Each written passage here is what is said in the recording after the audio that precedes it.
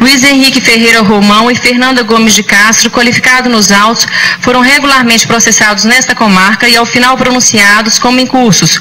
O primeiro nas sanções do artigo 121, parágrafo 2º, inciso 1, 3 e 4 do artigo 148, parágrafo 1º, inciso 4 e artigo 211, todos do Código Penal. E a segunda como incursa nas sanções do artigo 148, parágrafo 1º, inciso 4, em relação à vítima Bruno Samúdio, e artigo 148 caput do Código Penal em relação à vítima Elisa Samúdio. Nesta data foi realizado o julgamento pelo Tribunal do Júri, oportunidade em que os senhores jurados, ao votarem a primeira série de quesitos em relação ao réu Luiz Henrique Ferreira Romão, no tocante ao crime de homicídio, por 4 votos contra 1 voto, reconheceram a materialidade do fato. Por 4 votos, reconheceram a autoria, negaram o quesito absolutório e, pela mesma votação, reconheceram as qualificadoras do motivo torpo, o emprego da asfixia e do recurso que dificultou a defesa da vítima. Proposta segunda série de quesitos, ainda em relação ao Luiz Henrique Romão, quanto ao crime de sequestro ou cárcere privado contra a vítima Bruno Samúdio, por 4 votos, reconheceu a materialidade e a autoria da prática do crime de sequestro previsto no artigo 148, parágrafo 1º, inciso 4 do Código Penal Brasileiro, ficando prejudicados os quesitos relativos ao cárcere privado. Por 4 votos contra 1, foi negado o quesito absolutório. Por 4 votos, foi reconhecida a qualificadora. Na terceira e última série de quesitos, quanto ao crime de ocultação de cadáver, por 4 votos, reconheceu a materialidade e por 4 votos contra 1, foi negada a autoria do crime conexo do artigo 211, ficando prejudicado o terceiro quesito. Ao voltarem à primeira série de quesitos em relação à ré Fernanda Gomes de Castro, no tocante ao crime de sequestro ou cárcere privado contra a vítima Elisa Samúdio, por 4 votos, reconheceu a materialidade e autoria da prática de sequestro previsto no artigo 148 caput, ficando prejudicados quesitos relativos ao cárcere privado. Por 4 votos contra 1, foi negado o quesito absolutório. Por 4 votos contra 1, foi negado o quesito absolutório. Proposta segunda série de quesitos em relação à ré Fernanda Gomes de Castro, no tocante ao crime de sequestro ou cárcere privado contra a vítima Bruno Samúdio, por 4 votos, reconheceram a materialidade. Por 4 votos contra 1, reconheceram a autoria da prática do crime de sequestro previsto no artigo 148, parágrafo 1º, inciso 4 do Código Penal, ficando prejudicados os quesitos relativos ao cárcere privado. Por 4 votos contra 2, foi negado o quesito absolutório. Por 4 votos, reconheceram a qualificadora. Assim exposto e considerando a vontade soberana do júri, declaro os réus Luiz Henrique Ferreira Romão incurso nas sanções do artigo 121, parágrafo 2º, inciso 1, 3 e 4, artigo 148, parágrafo 1º, inciso 4, e o absolvo do crime previsto no artigo 211, todos do Código Penal. Dou à ré Fernando Gomes de Castro como incursa nas sanções do artigo 148 caput do Código Penal em relação à vítima Elisa Samúdio e artigo 148, parágrafo 1º, inciso 4 do Código Penal em relação à vítima Bruno Samúdio. Passo a dosimetria da pena. Em relação ao réu Luiz Henrique Ferreira Romão, pelos crimes do artigo 121, parágrafo 2º, inciso 1, 3 e 4 do Código Penal e artigo 148, parágrafo 1º, inciso 4 do Código Penal. Culpabilidade. A culpabilidade do crime contra a vida é intensa e altamente reprovável. Tempos antes, o réu, juntamente com outros agentes, já tinha sucumbido à vítima Elisa Samúdio com o fim de exterminar a vida por ela carregada no ventre. Não conseguiu acabar com a vida que se iniciava, todavia não desistiu das investidas contra Elisa, tanto que a sequestrou no Rio de Janeiro e a trouxe cativa para o sítio em Esmeraldas, onde a deixou por quase uma semana, esperando a operacionalização de sua morte. A vítima Elisa foi agredida, sequestrada e por fim executada. O desenrolar do crime de homicídio conta com detalhes sórdidos e demonstração de absoluta impiedade. A culpabilidade é, pelos mesmos motivos, igualmente acentuada em relação ao crime de sequestro, tendo como vítima a criança Bruno Samúdio. Conforme se infere das folhas de antecedentes criminais de folhas 9.527, 9.728, 9.639, bem como certidões de antecedentes criminais de folhas 9.531, 9.532, 9.687, 9.668,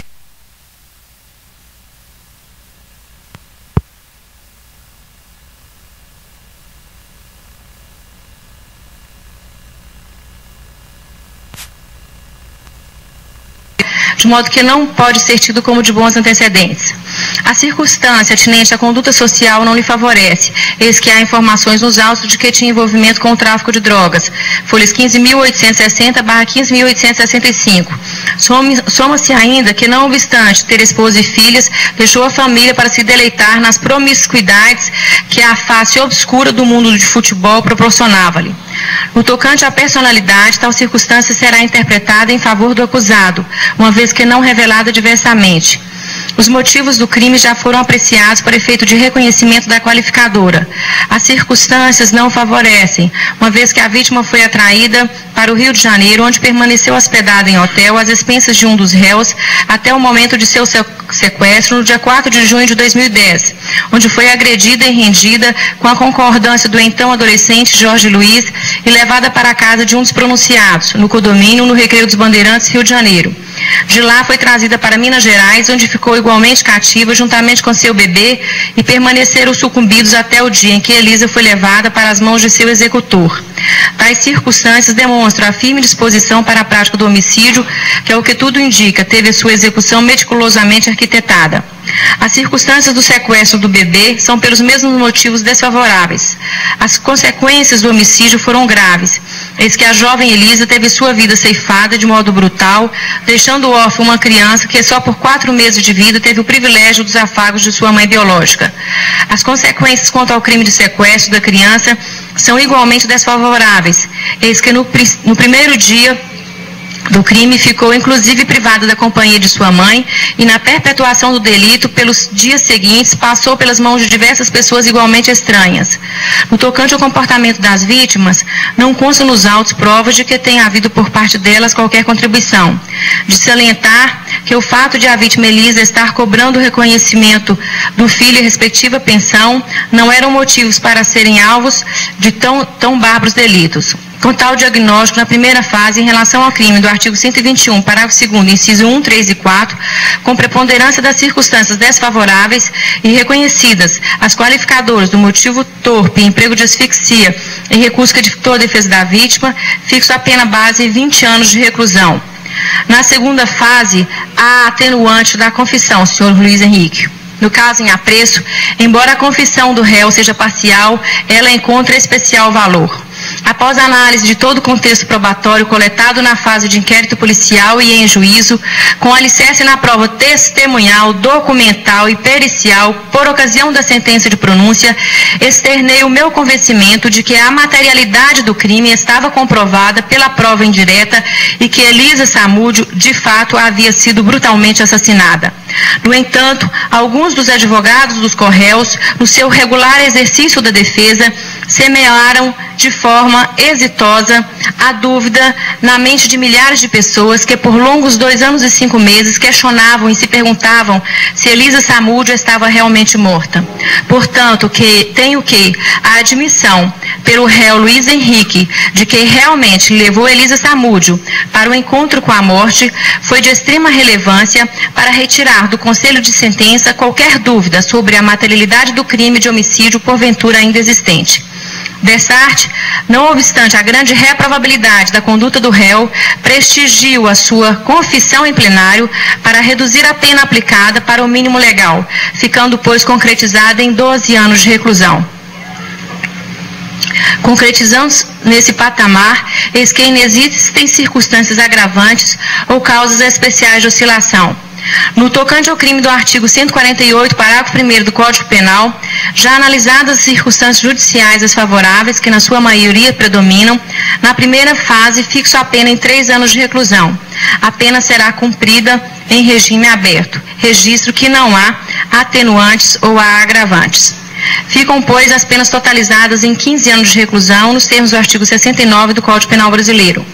Em relação à ré Fernanda Gomes de Castro, pelos crimes do artigo 148, parágrafo 1º, inciso 4 do Código Penal e artigo 148, caput do Código Penal. A culpabilidade dos crimes de sequestro em relação às vítimas Elisa Samúdio e Bruno Samúdio é altamente reprovável. Em relação à primeira vítima, embora fugindo do conhecimento da denunciada que o destino de Elisa Samúdio era a morte, prestou inestimável auxílio aos demais envolvidos, não se preocupando com o que seria feito com aquela pobre moça. O bebê, embora em tenra idade, foi submetido ao sofrimento imposto àquela mãe. Conforme se infere das folhas de antecedentes criminais acostadas aos autos, bem como certidões de antecedentes criminais, a ré primária sendo, pois, de bons antecedentes. A circunstância atinente à conduta social e personalidade são circunstâncias que não lhe desfavorecem, eis que não reveladas diversamente. Ao contrário, a ré Fernanda Gomes é bem ajustada no meio social em que vive, possui ocupação lícita e se dedica a trabalhos sociais. Os motivos dos crimes são injustificáveis. As circunstâncias dos delitos de sequestro de Elisa Samúdio e seu filho não favorecem a acusada, uma vez que Elisa foi atraída para o Rio de Janeiro, onde permaneceu hospedada em hotel às expensas de um dos réus até o momento de seu sequestro, no dia 4 de junho de 2010, quando foi agredida e rendida pelo então adolescente Jorge Luiz e juntamente com o réu Luiz Henrique, levada para a casa de um dos pronunciados no condomínio no Recreio dos Bandeirantes. Naquela ocasião, ficou de posse do bebê, privando-lhe da companhia da mãe, auxiliando na vigília desta. As consequências foram graves em relação à vítima Elisa Samúdio, eis que o seu sequestro foram o prelúdio de seu extermínio.